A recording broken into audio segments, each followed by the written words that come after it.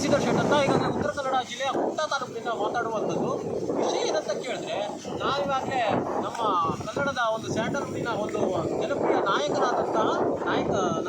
ನಟನಾದಂಥ ದರ್ಶನ್ ಅವರ ಬಗ್ಗೆ ಮಾತಾಡ್ತಿದ್ದೀನಿ. ಯಾಕಂತ ಕೇಳಿದ್ರೆ ಅವರಿಗೇನು ಜಾಮೀನು ಆಗಿಲ್ಲ ಇನ್ನುವರೆಗೆ. ಯಾಕಂತ ಕೇಳಿದ್ರೆ ಅದು ನೋಡ್ರಿ, ಈಗಾಗಲೇ ಏನು ಕ್ರಿಮಿನಲ್ ಕೇಸಿಗೆ ಆದಷ್ಟು ಬೇಗ ಜಾಮೀನು ಆಗಬೇಕಂತ ರೂಲ್ಸ್ ಇದೆ. ಯಾಕಂತ ಕೇಳಿದ್ರೆ ಸಾಕ್ಷಿ ಅದನ್ನು ರೆಡಿ ಮಾಡುವಂಥದ್ದು, ಸಾಕ್ಷಿ ರೆಡಿ ಮಾಡಬೇಕಾದ್ರೆ ಇಲ್ಲ ಬಿಟ್ಟರೆ ಆ ಒಂದು ಜಾಮೀನು ಪ್ರಕ್ರಿಯೆಗೆ ತಡವಾಗಾದರೆ ಸಾಕ್ಷಿ ನಾಶವಾಗುವಂಥ ಸಾಧ್ಯತೆಗಳು ಇರ್ತದೆ.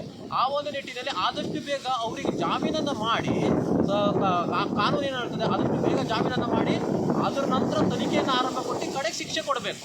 ಒಂದನೇದು. ಯಾಕಂತ ಕೇಳಿದ್ರೆ ಮತ್ತೆ ಎರಡನೇದು ಏನಂತ ಕೇಳಿದ್ರೆ, ಇದು ಏನು ಸಿವಿಲ್ ಮ್ಯಾಟ್ರ್ ಅಲ್ಲ.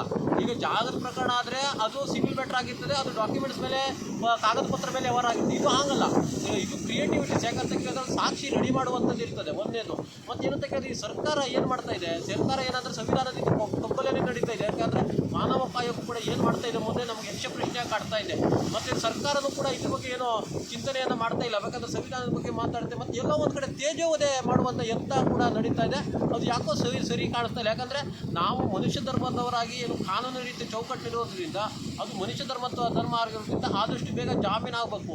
ಮತ್ತೇನಂತ ಕೇಳಿದ್ರೆ ಅವ್ರಿಗೆ ಶಿಕ್ಷೆ ಆಗುವಂಥದ್ದೆಲ್ಲ ನಂತರದ ವಿಷಯ. ಅದು ಶಿಕ್ಷೆ ಆಗೋದು ಅದು ತನಿಖೆ ಆದ ನಂತರ ಅವರಿಗೊಂದು ಡಿಸಿಷನ್ ಆಗಿ ನಂತರ ಶಿಕ್ಷೆ ಆಗುವಂಥದ್ದು. ಈಗ ಆದಷ್ಟು ಬೇಗ ಜಾಮೀನಾದರೆ ಅದು ಏನಾಗ್ತಾ ಕೇಳಿದ್ರೆ ಚುರುಕು ಆಗ್ಬೋದು. ಯಾಕಂತ ಕೇಳಿದ್ರೆ ಮತ್ತು ಕಾನೂನಲ್ಲಿ ಏನಿದೆ, ನಾವು ಸರೆಂಡರ್ ಆದರೆ ನಮಗೆ ಶಿಕ್ಷೆ ಕಡಿಮೆ ಆಗ್ತದೆ ಅಂತ ಕಾನೂನು ಹೇಳ್ತದೆ. ಪಾಪ ಅವರು ಸರೆಂಡರ್ ಆಗಿದ್ದಾರೆ, ಆದರೆ ಶಿಕ್ಷೆ ಸಹ ಇಲ್ಲಿ ಇದು ಜಾಮೀನೇ ಆಗ್ತಾ ಇಲ್ಲ.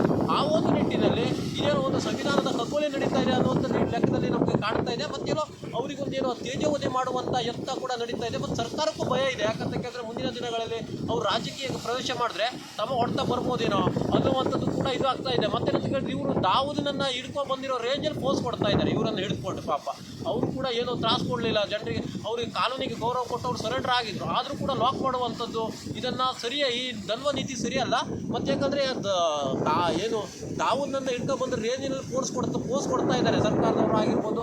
ಇದು ಹಿಡ್ಕೊಬರೋರಿಗೆ ಯಾರು ಬರ್ತಾ ಇಲ್ಲ. ಅವರು ಇದು ನೋಡಿದ್ರೆ ಅವರು ಏನು ಪಾಪ ಸರೆಂಡರ್ ಆದವರಿಗೆ ತೊಂದರೆಯನ್ನು ಕೊಡ್ತಾ ಇದ್ದಾರೆ.